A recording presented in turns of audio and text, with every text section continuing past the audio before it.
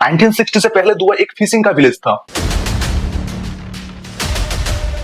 लेकिन वही विलेज दुनिया का सबसे मॉडर्न कंट्री बन चुका है। जिस कंट्री ने 1960 से पहले एक रेगिस्तान था, उस कंट्री ने दुनिया का हाईएस्ट टावर्स बना दी, जिसका नाम है बुर्ज खलीफा। रेगिस्तान का बीच एक ऐसा शहर जो दुनिया को सिखा दिया फ्यूचर का मतलब क्या होता है।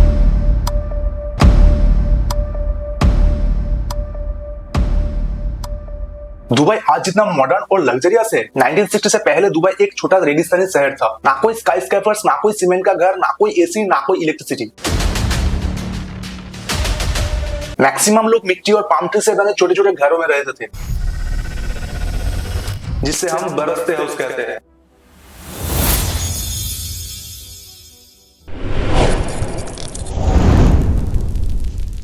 नाइनटीन 1960 के टाइम दुबई का हाल बहुत खराब था। उस टाइम दुबई के लोग मेन 3 काम करते थे। नंबर 1 फिशिंग, मतलब समुद्र से मछली पकड़ना और बाजार में जाके बेचना। इसलिए उस टाइम दुबई को एक मछली पकड़ने का देश कहा जाता है। दुबई इस वक्त मछेरों का एक गांव कहलाता था।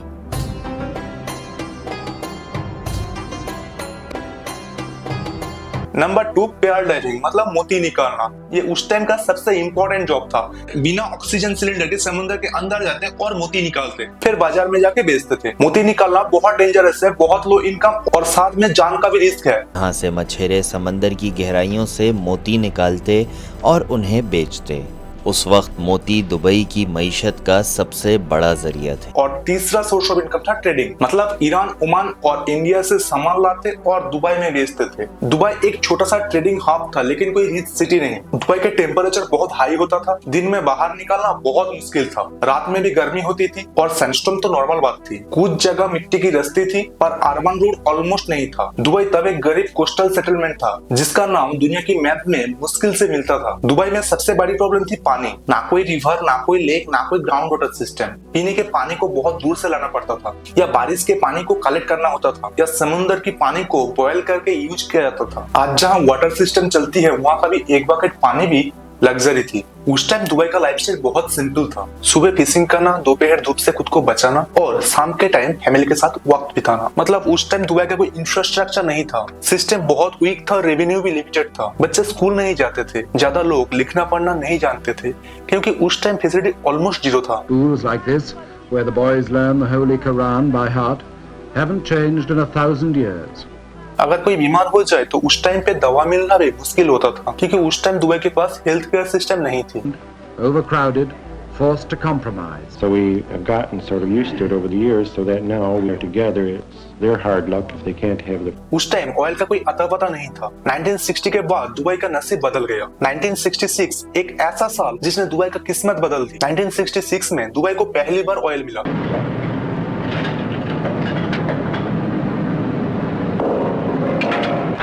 Oil has ended the centuries of Arabian isolation. ये पहली बार था जब दुबई को अपना बड़ा नेचुरल रिसोर्स मिला। वही साल 1966 में शेख राशिद बिन सईद अल मखदूम पूरी तरह से पावर में आए थे। दुबई का शेख राशिद को पता चल गया था, अगर सिर्फ ऑयल बेचा तो दुबई एक और ऑयल सिटी बन जाएगा। उस टाइम शेख राशिद को ये भी पता चल गया था, किसी दिन ऑयल खत्म हो गया तो उस दिन दुबई भी खत्म हो जाएगा। ऑयल की पैसे को लग्जरी और इंफ्रास्ट्रक्चर में इन्वेस्ट किया। इसीलिए शेख राशिद ने 1966 से 1968 के बीच में दुबई का इंफ्रास्ट्रक्चर शुरुआत हुई। तेल के पैसे आए और उस पैसे को इंफ्रास्ट्रक्चर में इन्वेस्ट किया। फिर 1966 में एक ऐसा बदलाव आया जिसने सब कुछ बदल दिया। यहाँ पर तेल की खोज हुई, प्रॉपर रोड और इलेक्ट्रिसिटी की शुरुआत हुई और वाटर सप्लाई सिस्टम को भी डेवलप किया गया, क्योंकि दुबई का वाटर सिस्टम बहुत वीक था। To test the gates, the docks had to be flooded for the first time. 1969 में दुबई ने पहली बार ऑयल को एक्सपोर्ट किया। रेवेन्यू आना शुरू हुआ सिटी प्रोजेक्ट्स के लिए। तेल से मिली आर्थिक ताकत का इस्तेमाल इस शहर को आधुनिक बनाने के लिए कई बड़े प्रोजेक्ट्स पर किया गया। उस टाइम पे दुबई ने अपना ग्लोबल एंट्री का टिकट कलेक्ट कर लिया। 1969 में दुबई ने दुनिया की मैप में अपना पहले एंट्री मारी। 1970 में दुबई का ग्लोबल डोर ओपन हुआ। इससे फॉरेन कंट्रीज अट्रैक्ट होने लगे। साल 1970 के टाइम को शेख राशिद को रियलाइज हुआ, सिटी प्लानिंग होने से पहले बेसिक चीज को डेवलप होना बहुत जरूरी है। इसीलिए मिट्टी से बने घर को तोड़ के सीमेंट का घर बनाया। शेख राशिद अक्सर यूरोप और इंग्लैंड जाते रहते थे और ये वहाँ पर बनाए गए इंफ्रास्ट्रक्चर से बहुत मुतासिर थे, खास तौर पर लंदन से। गवर्नमेंट स्कूल को इम्प्रूव किया, स्ट्रीट लाइट को चेंज किया। साल 1972 तक दुबई गवर्नमेंट ने मास्टर प्लान की डेवलप किया। इसी कारण roads, electricity, water system develop हुआ। एक डिजर्ट को रेसिडेंशियल में कन्वर्ट किया। हॉस्पिटल्स एंड स्कूल बनने लगे। लग्जरी बाद में आई थी, लेकिन पहले बेसिक्स आया। इससे दुबई का सिटी प्लानिंग धीरे धीरे ग्रो हुआ। 1968 में ब्रिटिश जाने के बाद 1971 में सेवेंथ किंगडम मिलके एक कंट्री बनता है। एक्चुअली 7 अलग अलग किंगडम के राजाओं ने मिलकर डिसाइड किया कि ये लोग मिलकर एक कंट्री बनाएंगे, जिसका नाम पड़ा यूएई। और उस टाइम ट्रांसपोर्ट के लिए शेख राशिद ने पोर्ट राशिद बनाई, जिससे उस एरिया की कमर्शियल एक्टिविटी इंक्रीज होने लगी। उस टाइम शेख राशिद ने दुबई में इंटरनेशनल एयरपोर्ट को भी अपग्रेड किया, जिस कारण और कमर्शियल एक्टिविटी इंक्रीज हुआ। 1973 में शेख राशिद ने ट्रांसपोर्ट सिस्टम को भी डेवलप किया। इससे बस सर्विस इंप्रूव हुआ, रोड्स और इलेक्ट्रिसिटी रेडी हुआ। इससे ओल्ड दुबई के साथ नए दुबई एक कनेक्टेड सिटी बना। इसी कारण पहली बार दुबई एक कनेक्टेड सिटी बना। 1975 से 1977 तक दुबई ने यूटिलिटी नेटवर्क को डेवलप किया। इलेक्ट्रिसिटी वाइडली अवेलेबल हुआ। वाटर एंड स्वेज सिस्टम को अपग्रेड किया गया। पोर्ट राशिद की सक्सेस को देख के 1979 में एक और पोर्ट बनाया गया, जिसका नाम है पोर्ट जावेल अली, जो आज की डेट में मिडिल ईस्ट का सबसे बड़ा पोर्ट है। साल 1985 में शेख राशिद ने जुबेल अली पोर्ट को फ्री जोन घोषित किया। दुबई ने पूरे दुनिया की इन्वेस्टर्स को इनवाइट किया, मतलब 0% personal income tax, 100% foreign ownership, easy licence और जुबेल अली पोर्ट को कमर्शियल फ्री जोन बना दिया, जिससे 0 इंपोर्ट टैक्स और 0 एक्सपोर्ट टैक्स, मतलब पूरा टैक्स फ्री जोन बना दिया। यही से दुबई ग्लोबल बिजनेस हब बना। 1985 के टाइम पाकिस्तान की कराची एयरपोर्ट अच्छी और बिजी एयरपोर्ट होती थी। पाकिस्तान की लोकेशन अच्छी होने के कारण America and British airlines connected थी। उसी कारण पाकिस्तान की कराची एयरपोर्ट बहुत बिजी एयरपोर्ट होती थी। इसी टाइम शेख राशिद ने दुबई के फेवर में ये कनेक्टिविटी चाहते थे, क्योंकि उस टाइम दुबई का भी लोकेशन अच्छी थी। इसीलिए शेख राशिद ने दुबई में एयरलाइंस शुरू किया, जिसका नाम है एयर एमिरेट्स। उस टाइम दुबई ने पाकिस्तान से ज्यादा पैसा देके एयरलाइंस खरीदना शुरू किया, क्योंकि शेख राशिद को एक ही टारगेट थी, दुबई को वर्ल्ड के साथ कनेक्ट करना, जिससे दुबई में बिजनेस और टूरिज्म का डेवलप आना। आज की डेट में एयर एमिरेट्स वर्ल्ड की टॉप एयरलाइंस में से एक है। 1980 के एंड तक दुबई ट्रेडिंग हब बन चुका था। ग्लोबल इन्वेस्टर सेटल्ड हो चुके थे और दुबई मिडिल ईस्ट का बिजनेस हब बन चुका था। साल 1988 वो साल जब दुबई ने समझ लिया ऑयल एक दिन खत्म हो सकता है, पर टूरिज्म कभी नहीं होगा। एमिरेट एयरलाइंस 3 साल पुराना हो चुका था, जिससे फ्लाइट यूरोप एंड एशिया तक एक्सपेंड हो चुका था। उस टाइम पे दुबई ने टूरिज्म का ब्लूप्रिंट रेडी किया। 1989 में दुबई ने इंटरनेशनल होटल की चेन बनाया। लग्जरी होटल ओपन होने लगे, कमर्शियल होटल्स इंक्रीज हुआ। इसके साथ में लग्जरी शॉपिंग कॉम्प्लेक्स राइज हुआ, क्योंकि इलेक्ट्रॉनिक्स और लग्जरी परफ्यूम को टूरिस्ट ने अट्रैक्ट किया। 1989 के टाइम बीच कल्चर स्टार्ट हुआ। बीच के साइड होटल्स को डेवलप किया गया। टूरिस्ट को अट्रैक्ट करने के लिए वाटर गेम स्टार्ट हुआ। कि दक्षिण पूर्वी सिरे पर अरब की खाड़ी के तट पर बसा हुआ है। इससे दुबई और फेमस होने लगे और दुबई गवर्नमेंट ने नया स्ट्रेटेजी इन्वेंट किया। इससे टूरिज्म मिनिस्ट्री स्ट्रांग हुआ। फॉरेन इन्वेस्टर इजीली इन्वेस्ट करना शुरू किया। वीजा पॉलिसी रिलैक्स हुआ और एयरलाइंस एंड होटल्स के बीच में पार्टनरशिप शुरू हुआ, जिससे दुबई का टूरिज्म आसमान छू रहा था और दुबई का डेवलपमेंट कांस्टेंट चल रहा था। दुबई की अर्थव्यवस्था में टूरिज्म की भूमिका सबसे महत्वपूर्ण है, जो कि जीडीपी और रोजगार में बड़ा योगदान देती है। साल 1919 शुरू होने से पहले दुबई ने पूरे दुनिया को बताया शहर सिर्फ काम के लिए नहीं, सपनों के लिए भी होता है। यार 1990 से पहले दुबई सिर्फ शहर नहीं था, ये इंटरनेशनल बिजनेस गेटवे बन चुका था। लग्जरियस रोड्स और फ्लाईओवर बन चुका था। एयरपोर्ट टर्मिनल इंप्रूव हो चुका था। होटल्स एंड रिजॉर्ट को ग्रोथ हो चुका था। लग्जरियस शॉपिंग मॉल ओपन हो चुका था। दुबई में फॉरेन इन्वेस्टर्स आना शुरू हो चुका था। 1995 के बाद दुबई ने सिर्फ डेवलप नहीं किया, दुबई ने सिटी को डिजाइन करना शुरू कर दिया। पहले एयर एमिरेट्स की मैसिव एक्सपेंशन किया। दुबई इंटरनेशनल एयरपोर्ट को अपग्रेड किया। दुबई का लग्जरियस टूरिज्म का बर्थ यहीं से शुरू हुआ। 5 स्टार एंड 7 स्टार होटल्स बनना शुरू हुई। सी बीच के साइड रिजॉर्ट को अपग्रेड किया। इसी कारण दुबई को honeymoon and luxurious destination Hunt बनाया गया। लग्जरी लाइफस्टाइल का अनुभव लेने आते हैं। साल 1999 के टाइम दुबई ने iconic super and luxurious project बनाया और वही साल शेख राशिद की डेथ होती है। उनकी जगह पे उनके बेटे किंग बनते हैं। राशिद की डेथ हो जाती है और उनके बेटे शेख मोहम्मद बिन राशिद किंग बनते हैं। साल 1999 में बुर्ज अरब अल ओपन किया गया। जिससे दुबई को मोस्ट लग्जरियस होटल की टैग मिला। इससे दुबई का टूरिज्म का बहुत इंप्रूव हुआ। मतलब इस 7 स्टार होटल की टैग से टूरिज्म को फ्री में एडवर्टाइजमेंट मिल गया, जिससे ओवरऑल दुबई का रेवेन्यू इंक्रीज हुआ। दुबई ने पूरे दुनिया को बताया हम चीप टूरिज्म नहीं ग्लैमरस टूरिज्म बनाया। उस टाइम दुबई में मेगा मॉल कल्चर स्टार्ट हो चुका था, जिससे लग्जरी ब्रांड्स की एंट्री हो चुके थे। हर ग्लैमरस प्रोडक्ट आ चुकी थी, जिससे ग्लोबल बायर्स अट्रैक्ट हुए, जिससे दुबई ने वर्ल्ड को मैसेज दिया दुबई में लग्जरी स्पीड एंड फ्यूचर मिलती है। या 2000 के बाद दुबई ने डेवलपमेंट नहीं किया, दुबई ने हिस्ट्री लिखना स्टार्ट कर दिया था। उस टाइम दुबई ने पहले अपना वाटर मैनेजमेंट सिस्टम लाया, जिससे समुद्र की पानी को पीने लायक बना दिया। इस वजह से यहाँ लगभग 90% पीने लायक पानी समुद्र के खारे पानी को डीसैलिनेट करके तैयार किया जाता है। उस टाइम दुबई में जितने भी पोर्ट थे उनको टैक्स फ्री जोन बना दिया, लेकिन उसके साथ दुबई ने पूरे कंट्री को टैक्स फ्री जोन घोषित किया।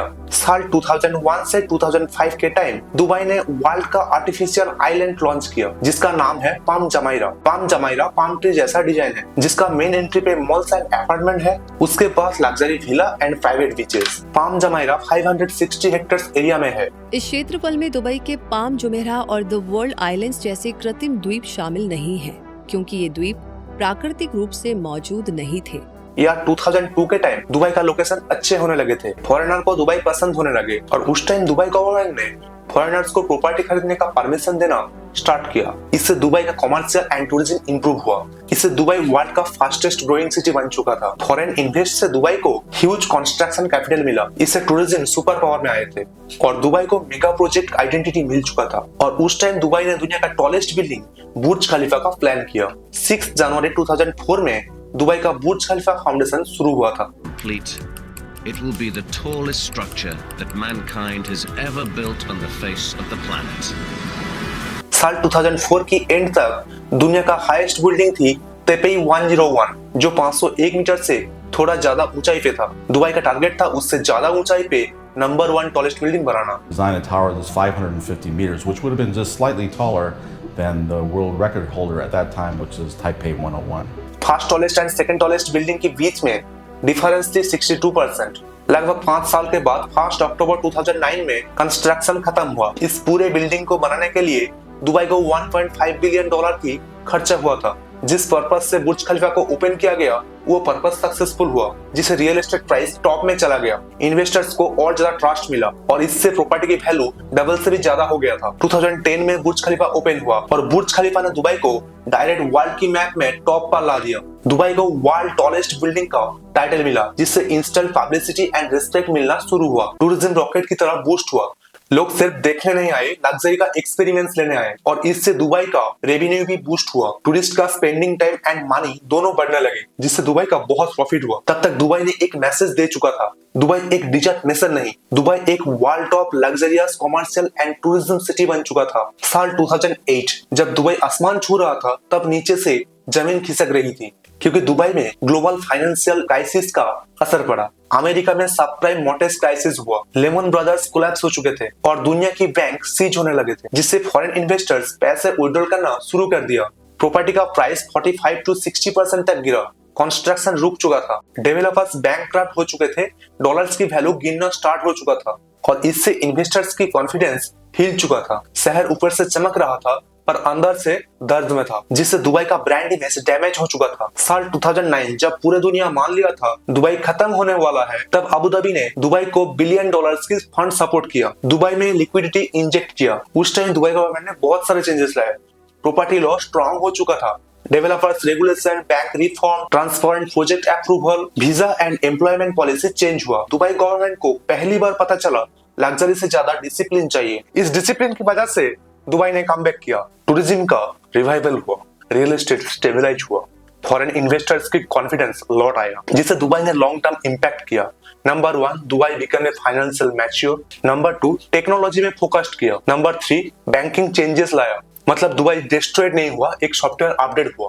बुर्ज खलीफा ओपन होने के बाद दुबई ने सेफ एनवायरनमेंट क्रिएट किया। प्रॉपर्टी लॉ इंप्रूव हो चुका था, बैंक लेंडिंग कंट्रोल हुआ, बिजनेस लाइसेंस, ट्रांसपेरेंसी और इन्वेस्ट प्रोटेक्शन सिस्टम हुआ। इससे टूरिज्म स्ट्रांगली रिकवर हुआ। साल 2012 के टाइम दुबई दोबारा ग्रोथ पकड़ी।